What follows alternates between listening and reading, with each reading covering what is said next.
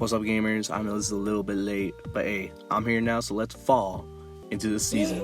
Starting off, we got Uzumaki, which a lot of people were hyped for, not only to see a Jinyu Ito story animated, but also to see if it could be done in this style. And I have to say, that first episode was like a masterpiece. It was so good, dude. It was like so smooth. And it's definitely like a Halloween classic, I would have to say.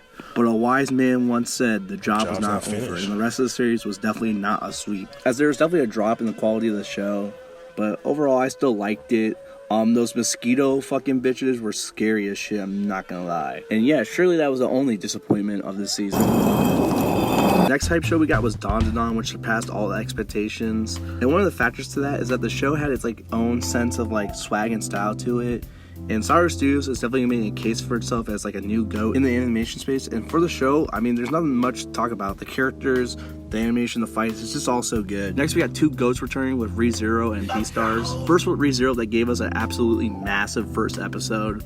Although that meant the rest of the season was a little bit short, and we do have to wait till next season to see the rest of the arc end. But there's one thing that all anime fans are praying for to happen next season: the return of Peak.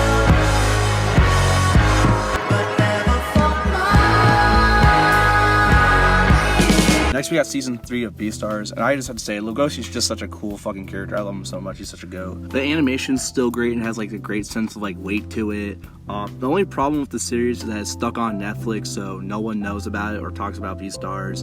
And Netflix is still determined to do like this whole season drop shit, which I hope they don't do with JoJo Part 7, please. Let's have JoJo Fire Days. Continuing with returning shows, we got MF Ghost. I would have to say I definitely like this season a little bit better than season 1. The whole fog fucking rain race was pretty cool.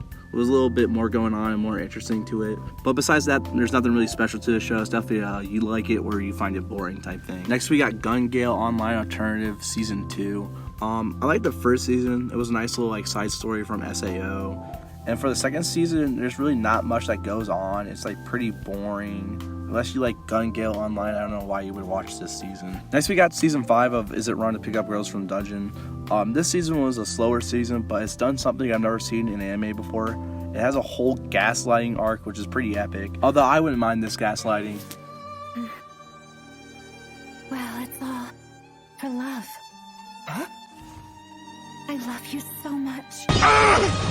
It should have been me, not him! It's not fair! Next, we got continuing from last season is Tower of God Season 2, which I don't know why they give this shit 25 episodes, but it's so fucking ass. I already went over it last time, but I mean, I don't know how, but it also got fucking worse.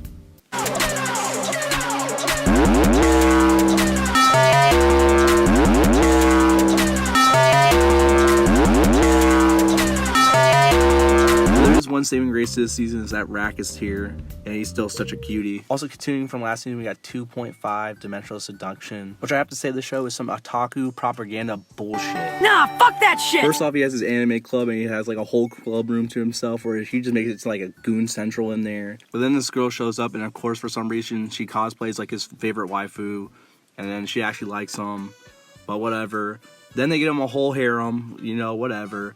But then they went too far. They went too fucking far. They made it so that the MILF teacher likes him. There's also this other scene where he gets to meet his favorite manga author, and he just gets to glaze him like he's a LeBron James or some shit like that. Next, we got Shangri-La Frontier Season 2, continuing the same quality as last season. I just have to say it's a little bit sad not more people are talking about the show. Like, if this came out in like 2018, there'd definitely be a lot of hype around it.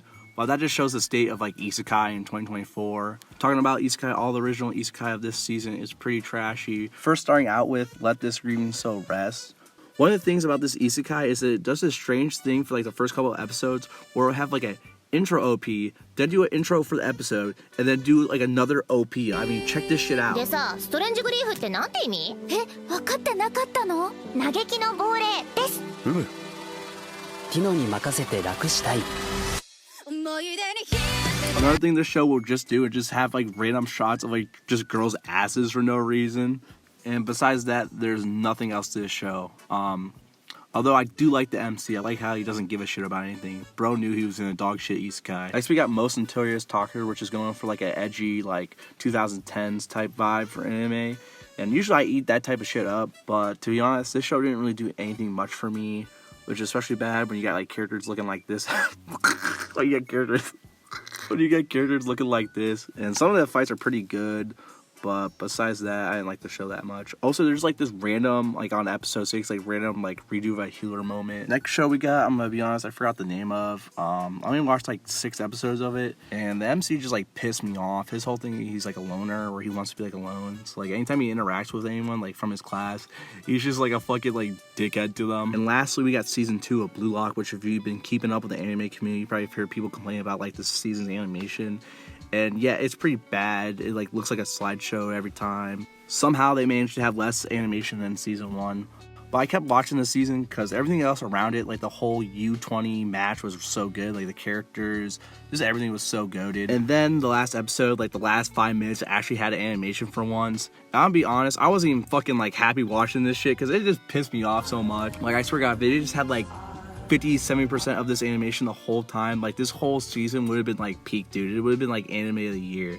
It's just like so disappointing. Yeah, and that's about it for my review, gamers. I know I said this at the beginning of the video. Sorry, this one's a little bit late. I feel like I've said that all this anime season, but hey, 2025, we're gonna be locked in. All right, see y'all.